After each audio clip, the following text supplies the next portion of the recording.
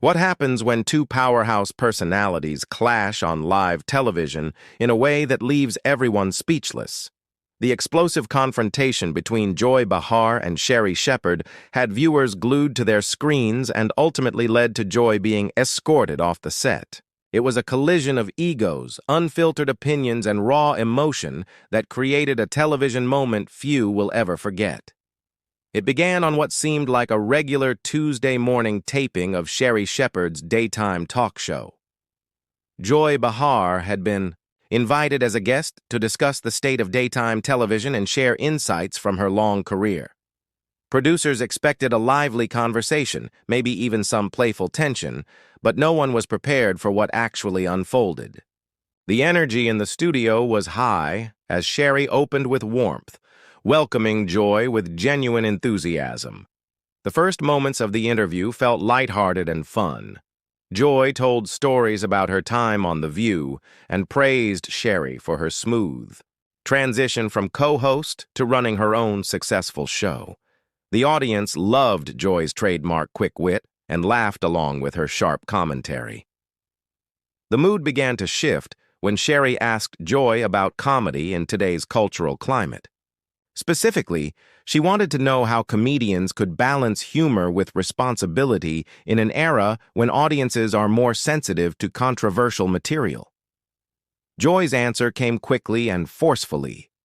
She dismissed what she called oversensitivity and insisted that comedy should have no boundaries. With conviction, she argued that the best comedy has always pushed limits, even if it made people uncomfortable, and that audiences who didn't like edgy humor should simply change the channel. Instead of trying to censor comedians, Sherri countered with a more measured perspective. She explained that while comedians absolutely have the right to perform the material they choose, they also have a responsibility to consider the impact of their words. She reflected on her own career, describing how she had learned to balance humor with thoughtfulness without compromising authenticity. Her calm and diplomatic tone contrasted sharply with Joy's increasingly intense delivery. Joy's reaction was swift and cutting. She interrupted Sherri, saying that her approach represented everything wrong with modern comedy. According to Joy, comedians who worried about offending people were betraying their craft. The more Joy spoke, the more animated she became, her voice growing louder as she dismissed the idea that comedians should censor themselves for the sake of sensitivity. The audience felt the tension building, watching as the polite debate turned into a pointed clash of philosophies. Sherri remained composed, but her eyes revealed she wasn't backing down. She gently pushed back, insisting that there was a difference between bold, boundary-pushing humor and careless jokes that hurt vulnerable groups. Joy scoffed at the distinction, calling it meaningless and accusing Sherri of dressing censorship up in noble-sounding language. The atmosphere in the studio tightened as the back-and-forth grew sharper. What began as a discussion about comedy quickly became personal. Joy challenged Sherri directly, asking if she thought comedians like her were irresponsible for refusing to filter their material. It was a loaded question, and when Sherri hesitated before answering, Joy pounced, demanding a response. Finally, Sherri said that freedom of speech applied to everyone, meaning comedians could say what they wanted, but audiences also had the right to criticize. To Joy, this sounded like mob justice, not freedom. Her frustration bubbled over as she pointed out that much of her most successful material from earlier in her career would never be accepted in today's climate.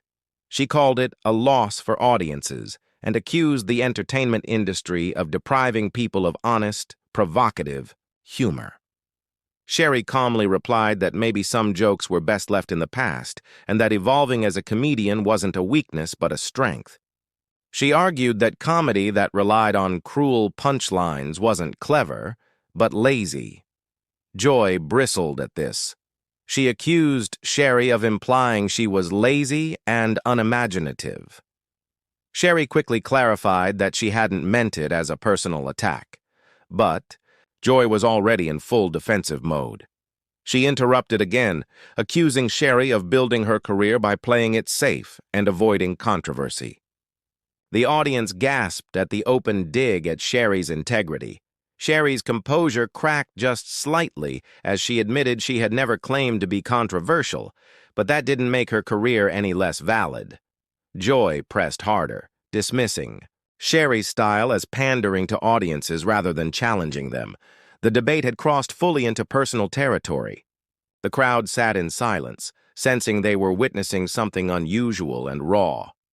Sherri finally pushed back more firmly. She said she didn't appreciate her career being disparaged on her own show and reminded Joy that there was room in the comedy world for multiple approaches.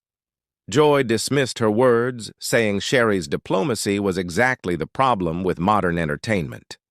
To Joy, trying to please everyone meant standing for nothing. She accused Sherri of creating bland, forgettable television designed to comfort rather than challenge. The words stung. Sherri responded with more edge, suggesting that perhaps the real weakness lay with comedians who couldn't find ways to provoke thought without being cruel. This reversal lit a spark in Joy, who raised her voice and accused Sherri of questioning her legitimacy as a comedian. The implication hit hard, and Sherri's demeanor shifted. For the first time, she let her anger show. She looked directly at Joy and said that comedy was supposed to bring joy to people, not tear them down on national television. If insulting fellow entertainers was what made someone a real comedian, she said, then she was proud not to qualify. The crowd erupted in murmurs as the clash escalated to new heights. Joy laughed bitterly, accusing Sherri of proving her point about oversensitivity. She claimed that if Sherri couldn't handle professional critique, maybe she wasn't cut out for television. But to everyone watching, Joy's words were clearly crossing into personal attack. Sherri had reached her limit. She stood up, commanding the room with her presence. She reminded Joy that this was her show, her stage, and her rules. She said Joy had been welcomed with respect, but had used the platform to insult her and undermine everything she had built. Joy tried to argue back, insisting Sherri was overreacting, but Sherri stood firm. She explained that she had built her show on respect, positivity, and uplifting content, and she wasn't going to let anyone, no matter how famous, violate those values. The audience began to murmur again, sensing history in the making. Joy, refusing to back down, accused Sherri of silencing her and proving everything wrong with modern entertainment. Sherri countered that there was a difference between honest discussion and disrespect, and Joy had chosen disrespect. As the argument spiraled, a producer stepped forward. With quiet authority, he announced that Joy's segment was over, and the show needed to move on. Joy looked shocked, insisting she was being censored for speaking the truth. She turned to the cameras, declaring that her removal proved how broken the entertainment industry had become. But Sherri wasn't going to let her have the last word. She addressed the audience, clarifying that Joy wasn't being removed for her opinions, but for her behavior. She drew a line between criticism and cruelty, reminding viewers that her show was about respect and connection. Finally, Joy gathered her things and left the stage, still fuming, still claiming victimhood. The audience, however, applauded, not to celebrate her departure, but to support Sherri's calm strength under pressure. Sherri thanked them for their patience, explaining that while she always welcomed honest conversations, she would never allow her platform to be used for disrespect. Her dignity and composure in the face of hostility won the audience over completely. As the show continued, Sherri left them with one last thought. Respect and kindness are not weaknesses. They are the foundation of meaningful conversation and genuine entertainment. The dramatic removal of Joy Behar from Sherri Shepherd's show instantly became one of those rare live television moments people would discuss for years. It revealed the raw clash between two very different philosophies of comedy, but even more than that, it showed how professionalism and grace can win out against provocation and hostility.